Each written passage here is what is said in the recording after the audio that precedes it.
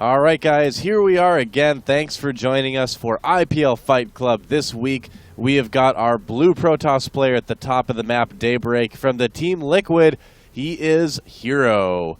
And down at the bottom left part of the map, in the red, from the Team mTw, all the way from the Ukraine, it is Dimaga. Yeah, mTw tried qualifying for Team Arena Challenge as well. Yeah. A couple of times. They've got, of course, got some new players in there. Their highest profile recent player, I believe, is TT1. But unfortunately, oh, that's right. He did switch over to them, didn't he? Yep. Yes, he did. Yeah. They came close a couple of times, but unfortunately weren't able to break on through. But Dimaga himself is a world-class player. They weren't able to break on through to the other side? Break on through to the... I'm not the doors. Anyway. So we have... HerO is obviously going to do some sort of a fast expand. We'll see if it's of the Nexus first or Forge. Fast expand variety here. We'll see if he goes for High Templar and becomes a rider on the Storm. Oh my God! All doors references. We're just going to keep going with these. I like it. That's right.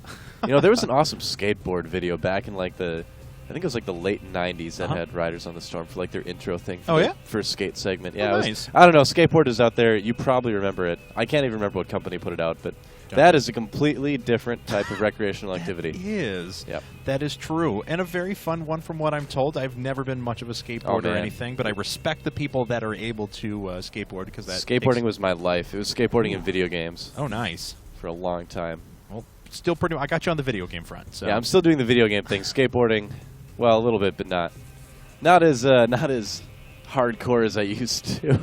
Well, HerO does see pool first from Dimaga, so looks like he had actually saved up to about 250 resources or something like that. Changes his mind. Looks like he was going to go Nexus first, but decides to put down the Forge just to be safe.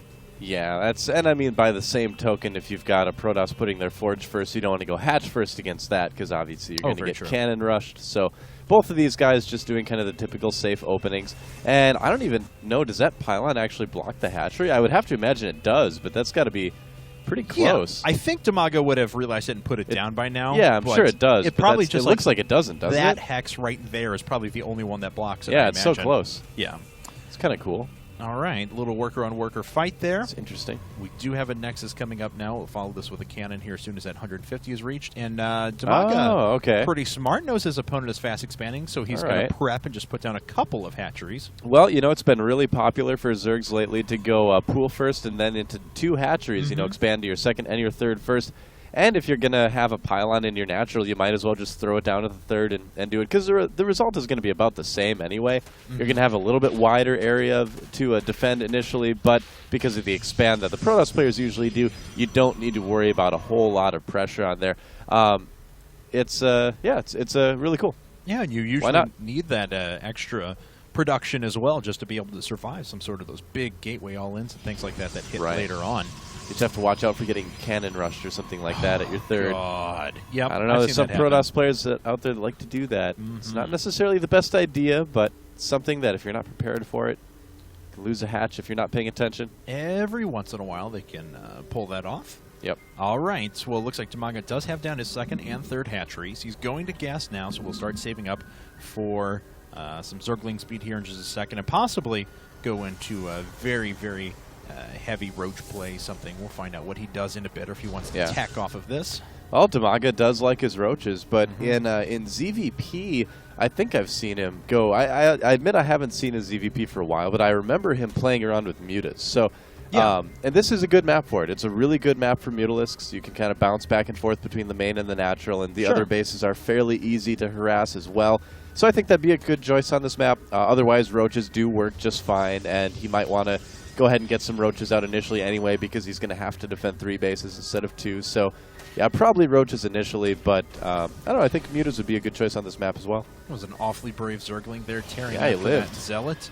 He did live, actually, and there's another one coming up to do a little bit more damage. The Zergling who lived. He's got the vibro blade shaped scar on his forehead or whatever it is, whatever kind of mark those make.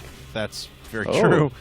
HerO might lose a Zealot here. All right. Yeah, he's going to back up, though, to the Photon Cannon. That's going to be a little bit too risky, and yes, Dimaga is going to have to tear away.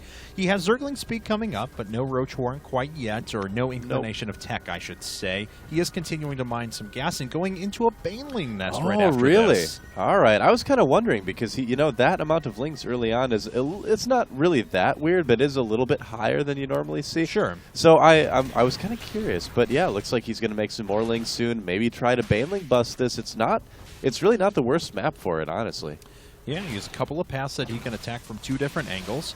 It looks like a Zealot coming out now, so those Zerglings are going to have to run away, unfortunately. But they have speed coming up pretty soon. Yeah, Dimaga making some more lings right now. He's going to need to do a good job of hiding those Zerglings from HerO. If HerO, and yeah, look at this. He's just trying to really, really be sort of annoying with the lings out there, trying to keep HerO in his base so he doesn't see anything else. And, that's a lot of lings. Yeah, and I'm surprised that HerO's actually moving out like this. He's going to try to pressure the third because his gateways just came up. Sure. But I think with the amount of lings Dimaga's making, he's not going to have a huge amount of trouble defending this.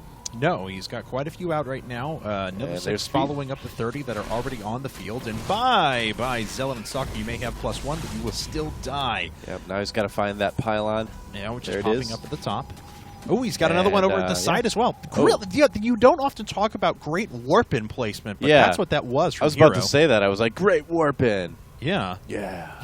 All right. We were thinking the same thing. Dimaga, though, he might just decide to try to make some Banelings and go for it, and he is. Oh, man. Like, basically right. Oh, yeah. It's one Baneling just sitting there, and HerO's like, hey, wait a second. Yeah, you're going to have to warp in at help. This is going to be pretty tough to do.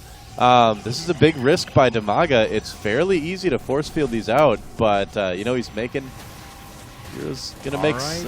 Well, let's see. Baneling's pushing on through. Nice job with the force fields. They do stop the Banelings from taking out much. This force field will eventually go down on the right-hand side, but it looks like the warp gate's just going to fall. Dimaga's just powering through. He can make his way over to the right-hand side. Needs to realize that quickly. Doesn't realize it quick enough, and unfortunately, HerO puts down another pylon.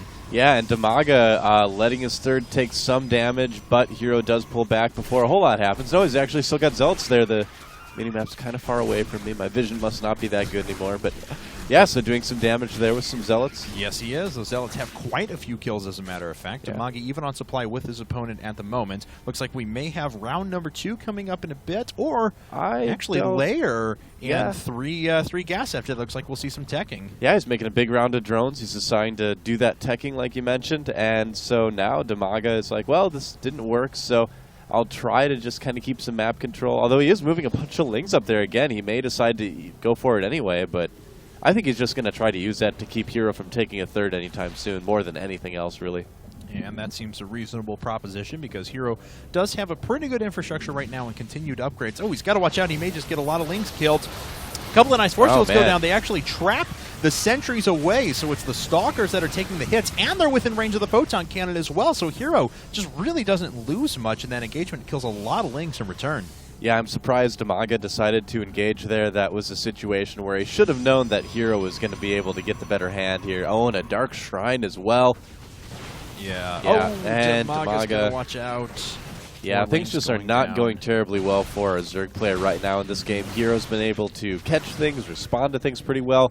Dimaga's been making a few kind of questionable decisions with his Zergling placement, but game's not over yet. I mean, he's got the Roach Warren and the Infestation Pit on the way. And he's got a 4th base coming up as well. Actually, 2 hatches, one of those of the macro variety, of course. He's got some larvae sitting around as well. He's got quite a few banked resources, as a matter of fact. He could spam out a ton of roaches at the moment. It looks like there's 10 of them. That's what I was waiting for. He's just waiting on the Overlords to finish up, and he'll start producing some more. He's going to need as many units as he can possibly get to hold this off. This is a really, really strong attack from HerO.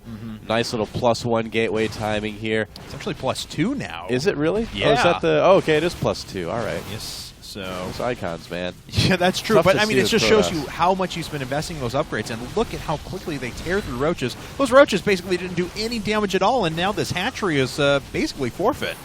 Yep, GG. There it is.